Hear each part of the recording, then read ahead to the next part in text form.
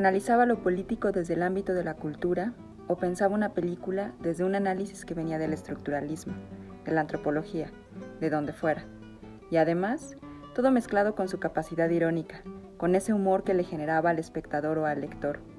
Estas palabras pertenecen al crítico y ensayista Jezreel Salazar, quien, estudioso de Carlos, nos ayuda a adentrarnos en eso que él mismo ha nombrado esa región llamada Monsiváis.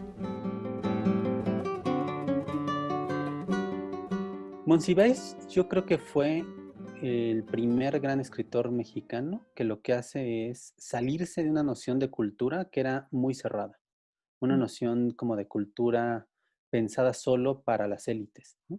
Me refiero, por ejemplo, a todo lo que es la lucha libre, la música popular.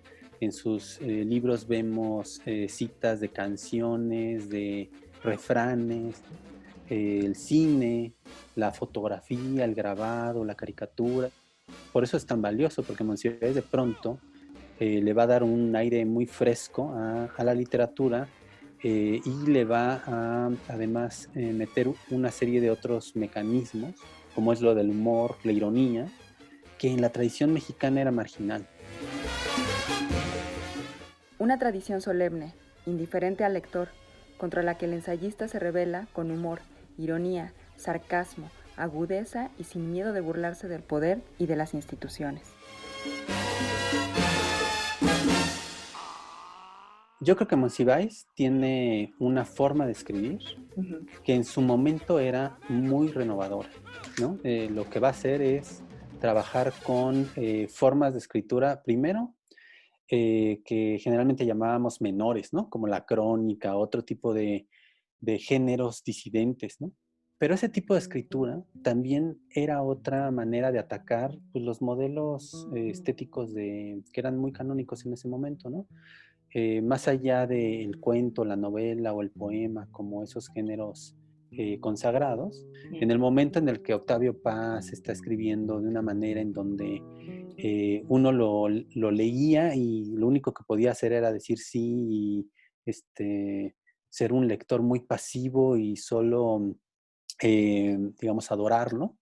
Lo que hace Monsiváis es siempre poner en duda su autoridad. De conocimiento casi enciclopédico, pero de mirada formada en los andares por el barrio, caleidoscópica, lo que hizo y lo que legó es una región creada por uno que ahora es atajada por muchos. Difícil encontrar en una figura del presente lo que él forjó en el pasado.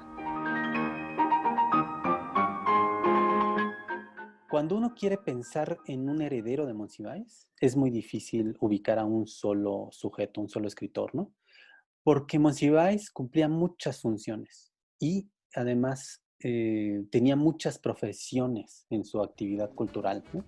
Por una parte era alguien que escribía artículos periodísticos, además de articulista era un gran ensayista, era alguien que hacía crítica literaria, pero también crítica de cine, era un coleccionista, era polemista, escribía crónica y en esa medida también hacía historia cultural. Era alguien que todo el tiempo estaba haciendo reivindicación de causas políticas, ¿no? Era alguien que hacía la crítica del poder, que conformaba opinión pública, incluso factor. La construcción que hizo de sí mismo fue tan compleja que ahora, para entrar a esa región llamada Monsiváis, hay que tener cuidado y no separar a la obra del personaje. Yo creo que hay un problema con Monsiváis, que es que casi siempre estamos hablando del personaje Y no de la obra, sí. y no de la obra. Porque el personaje se volvió tan, o sea, toda su obra se volvió tan significativa, tan exitosa. Yo creo que ese personaje, con todas las anécdotas, toda la complejidad que implica, nos impide ver la obra, ¿no? O sea, de alguna manera nos lleva es como un obstáculo para volver a los textos y para entender realmente como la profundidad de sus ideas y de su aportación, ¿no?